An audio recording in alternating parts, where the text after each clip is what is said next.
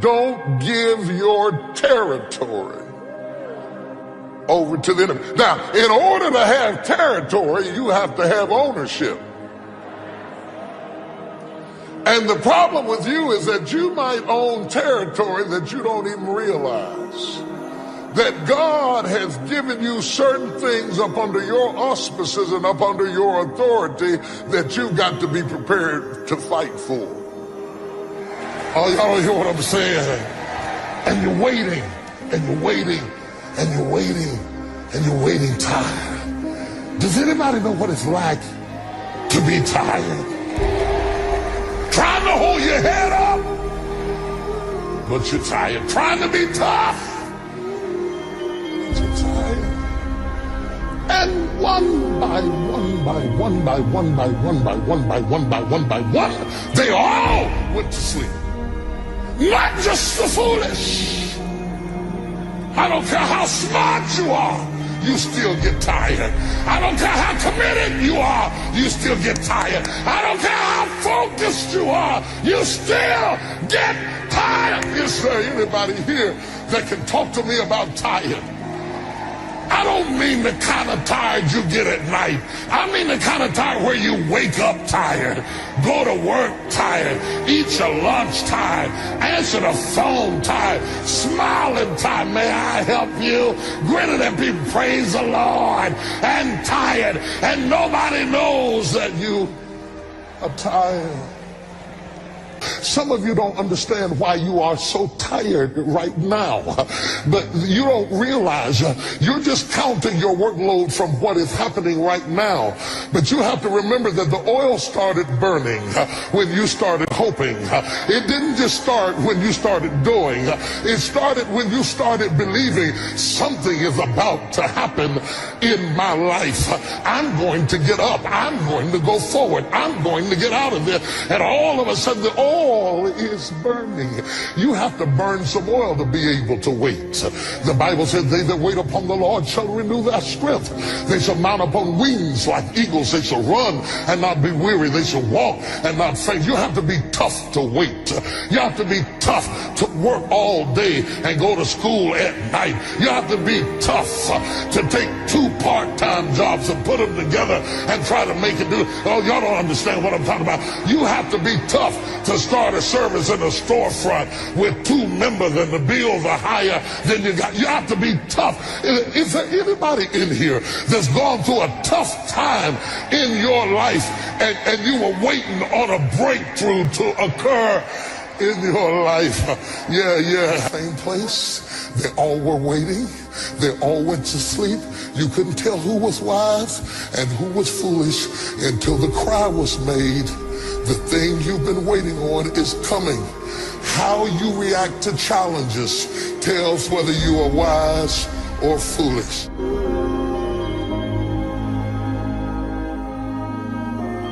And you will never completely be healed or whole until you change the voice inside of your own head.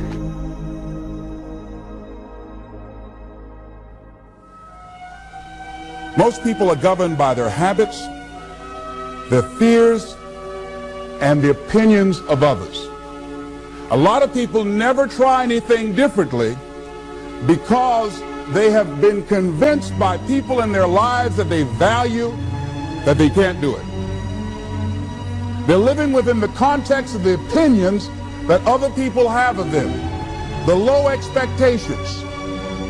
Many people doubt themselves because when they thought about doing something at some critical point in their lives, somebody they respected and honored, somebody they believed in, somebody that they loved, someone they trusted said, "You can't do that." And they accepted that. As you look at your life, ask yourself the question, what would your life be like? What would your life look like if you decided not to care what people thought of you? What would your life be like if you decided to give up some of your fears? What would your life be like if you decided to become courageous? what would your life be like? If you decided to act on your dream, if you did what you felt in your heart, you know what courageous means? Tom Rusk and Randy Reed said, they said that courage comes from a French word which means of the heart. But how does it feel to you? He says it's courage, you know, it takes courage to live. Says most people go through life not allowing themselves to step out because they don't want to let go. They don't want to be blown around. They don't want to be moved. The courage to face life's whirling wind of contradictions. The courage to love yourself. The courage to love. For years, I was afraid to love. The courage to take a chance. The courage to be who you are. He says, courage isn't for somebody else, for medals, applause, or moral debts. Courage is what at that moment feels most right for you. Not just situational ethics, but what feels right in your heart, the word of the heart, what feels right in your heart. One great philosopher says, cowards die many times before their deaths. The valiant never taste of death but once. What does that mean? That valiant people aren't afraid? No, no, no. It means that they experience that fear and they move forward. They move forward anyhow. Many people are dead now. Many people are allowing their dreams to die. Many people are allowing the ideas to lie dormant and collect dust. Many people have all this talent and ability that they are allowing to be buried inside of them, that they will take with them to their graves because they didn't have the courage to be who they are. And I say, as you begin to look toward the future and manifesting your greatness, it's going to take everything in you, that your life deserves the concentrated effort to begin to look at how is it that I can express more of me? How is it that I can bring my ideas out here now? How is it? And start living with a sense of urgency, because you're here today, you're gone today. Life is unpredictable. It's uncertain. There are no guarantees. No guarantees out here at all. So holding back, what are you waiting on? Ask yourself, what's the benefit of your waiting? What's the benefit of your not living your dream? What's the benefit of not listening to yourself? Oh, please, listen to yourself. You know the feelings. If you start listening to the feelings in your heart, and I'm doing it now more every day, I find that my feelings, I can trust them. And I say to you that as you look toward the future, you look at life on a daily basis, if there's something that you have been given, if you've heard something within yourself that you know that what you're doing now doesn't fit for you, it doesn't work for you, it's not giving you what you want, and there's something else that you want to do, don't allow that inner doubt in you to talk you out of it, to build a case on why you can't have it, to tell you why you're not good enough. You ignore that inner voice and all of the external voices. Don't judge the possibilities for what you can do based upon the circumstances, because the circumstances won't determine who you are. Don't determine what you're able to do based upon your resources. Don't determine what's possible for you based upon where your life is right now. Where your life is right now is not you. That's just what it is right now. But the possibilities for you are unlimited. If you're in a rebuilding process, it's unlimited. If you're coming back from adversity and devastation, it's unlimited of what you can do. That's the capacity of human beings. It doesn't matter how many mistakes you've made. Doesn't matter how many flops you've had.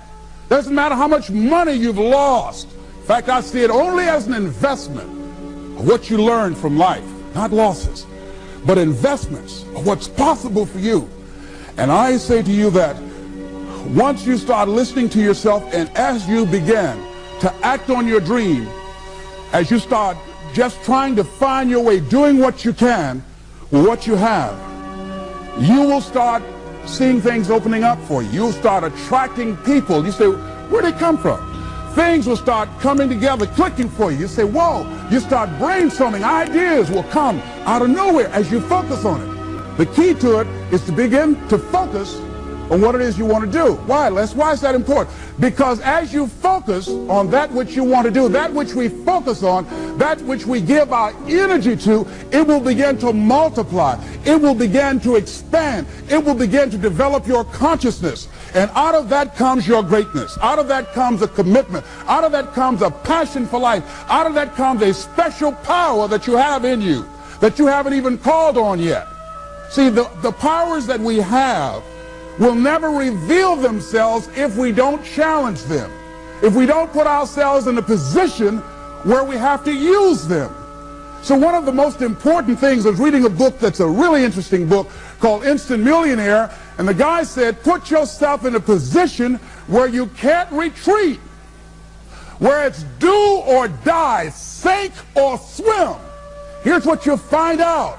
You'll develop incredible swimming skills. You'll find yourself stroking unlike you've ever seen before. Through the inspiration of desperation, you'll become more creative than ever before.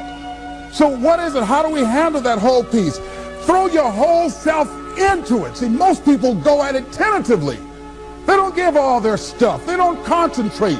They don't put everything they've got in them. One guy wrote a book called All You Can Do Is All You Can Do. And all you can do is enough. But he said, make sure you do all you can do. And if we're honest this evening, we know that we haven't done all we can do. So as we look at the future, we can decide that from this day forward, as I look at my personal relationships, if I look at my professional relationships, if I look at my family relationships, if I look at all the dimensions of my life, looking at myself mentally, emotionally, and spiritually, I'm going to do all I can do to develop me, to bring my talent out here, to make a contribution to life.